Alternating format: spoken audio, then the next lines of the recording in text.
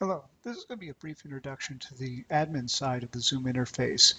We're going to send you a username and password when you actually get an account for the system. So each of you will get your own individual account on Zoom, which will look somewhat similar to what you see here when you log in.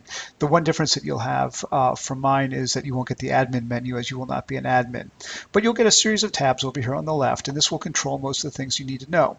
First thing is the profile tab. If you click on that, it will tell you, first of all, who you are. It'll give you a chance to put up a little picture and some things about your account and all the rest.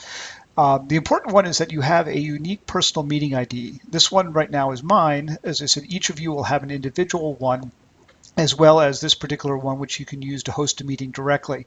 Now, when you set up your meetings, what you'll find is that your host or your personal meeting ID will not change. So you can go ahead and send this to your students. Your students will not need to change it through the course of a semester. However, it's different for every person, so you don't have to worry about somebody else stomping on you or something like that.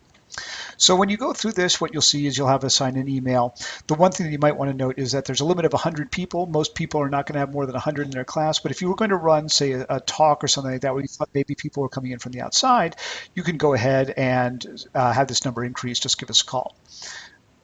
The section you probably want to talk about is the meeting section, which will go ahead and have a couple of options. You can go ahead and look at, for example, what's upcoming. I have nothing scheduled at the moment. You can see where your previous meetings were. We had some meetings, for example, in the past few weeks. Or you can go ahead and look in your personal meeting room and see if there's, go ahead and create something like that. You also have a button over here which will automatically start a meeting. You have two options here. The first one is you can go ahead and schedule yourself a set of meetings. If you just want to go ahead and set one up that automatically is created every single class period, you can do that. For example, let's say I want to go ahead and I am going to create a new meeting, put some information about it. And then what I'm going to do is I'm going to say, let's have it be on Tuesday mornings at 10 o'clock because I teach then. So I set it for 10 a.m. It's an hour-and-a-half class, so I will set that. And I'm going to make this a recurring meeting since I know I'm going to teach every week. So in this case, what I'll do is I'll say I want to do this every week.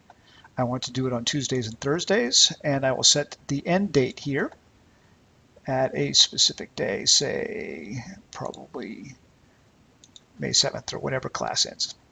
So this will go ahead and set up a meeting that will occur every single week on Tuesdays and Thursdays at 10 o'clock. Now, this will create the meeting and it will automatically start at 10 o'clock. Now, nothing will stop you from going ahead and either creating separate meetings if you wanted to meet with a student individually, or if you wanted to go ahead and start your meeting early, you're not locked in. It doesn't automatically start at 10. You can start at, say, 10 minutes early or something like that if you want to come in, get yourself situated and all the rest. But this will automatically create the meeting and start it at 10 o'clock, so you should be fine there. You can set it up so that students are required to have registration or have a password. I would advise you to turn both of those off. Your students just want to connect, and this would just require a little bit more effort for them.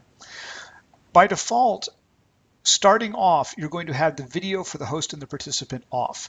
Now, all this means is that when it comes up, there'll be a blank screen for them. They can turn their cameras on individually, and you as the host can turn their camera on and off for them, but by default, it starts in the off position. So that's a way just to prevent like tons of people from coming in and having all the pictures litter up and things like that. Audio by default will start off with both telephone and computer audio. There will be a telephone number, and I'll show this to you when we do the actual interface to the Zoom application itself.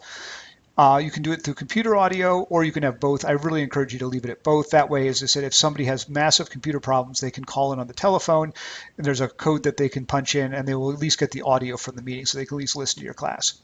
Computer audio, we really encourage you to get a headset. You can go down and buy one at Walmart for 25 bucks. We really encourage your students to do this too. The reason is that if you use the microphones on your laptops like most people want to do, those microphones will pick up sound from not only you, but everything around you. So in other words, kids loudly playing next door, somebody running a leaf blower, whatever, it'll pick all that up and have the noise broadcast over the meeting, and people will have a hard time hearing you. This gets especially bad when you have 4 or 5 people trying to talk, all of them with background noise, and becomes just complete chaos. Really encourage you to get a headset. The microphones on those are directional, will pick up much less background noise. Couple of other options. You have the ability to join before host. This means that the students can go ahead and start the meeting without you. You may or may not want this, but that's your choice. If you enable join before host, this means that the students can take that URL you sent them at the start of the semester, and they can just click on it and the meeting will start. By default, you can mute participants on entry. Again, this doesn't stop them from turning their microphone on and off, but this will stop like them all logging in, having 10 people logging in at once, all of them with their microphones on and all talking over each other. I'd actually encourage you to probably leave this that way. You can set up a waiting room. What this does is if you have a waiting room, people will go ahead before you get there. They'll be able to come in, join the meeting, and they'll be put in a place where they can't talk or anything like that, but it will simply tell them that you're waiting for the meeting to start, but everything's fine, so you don't have to stress about it. You probably don't want to leave the authenticated users thing because that would require you to create accounts for all your students. You don't want to do that. The final thing that you can do is record the meeting automatically. You can have either local computer copies or you can put it into the cloud. The only thing about our cloud storage is that if we have all the people recording all the time, and chances are we'll probably fill this up relatively rapidly. You might want to leave an option to have it on your local computer so that you don't have to worry about this as much. When you're all done, you just click the save button, and that will go ahead and get rid of this pop-up. And this will give you the option, as I said, it will start normally, but if you come into this page now, you'll see you can also just go ahead and start this meeting right now if you want. And this, as I said, you can start it at any point. It doesn't have to wait till 10 o'clock on Tuesday mornings.